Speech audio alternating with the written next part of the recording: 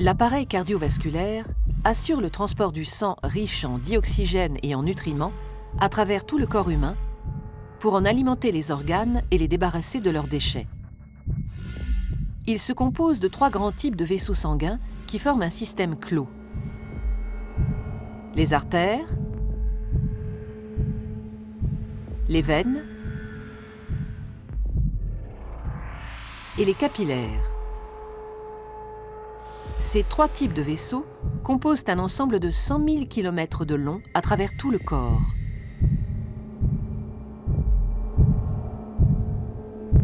Une artère transporte le sang du cœur vers les organes. Les veines, à l'inverse, le transportent des organes vers le cœur. L'artère est donc un vaisseau partant du cœur. La veine, un vaisseau arrivant au cœur.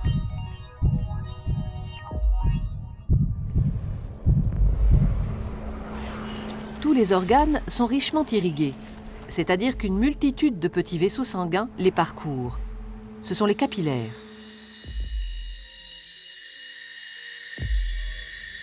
Les capillaires relient entre elles artères et veines dans les organes.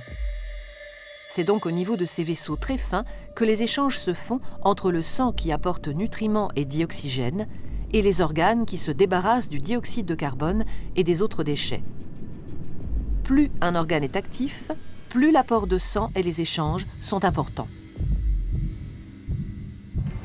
Les échanges ne sont possibles que parce que le sang circule en permanence dans les vaisseaux en sens unique. Il est mis en mouvement par le cœur qui fonctionne comme une pompe. Ce moteur de la circulation sanguine est un muscle creux et cloisonné. À chaque contraction, il propulse du sang dans les artères. Le cœur possède 4 cavités avec un côté droit et un côté gauche, composés chacun d'une oreillette et d'un ventricule. Le côté droit reçoit le sang pauvre en dioxygène. Le côté gauche, au contraire, le sang enrichi en dioxygène après son passage au niveau des poumons. Chaque contraction le propulse dans les artères. Au cours d'un battement normal du cœur, le sang pauvre en dioxygène, renvoyé par les organes, pénètre dans l'oreillette droite par la veine cave.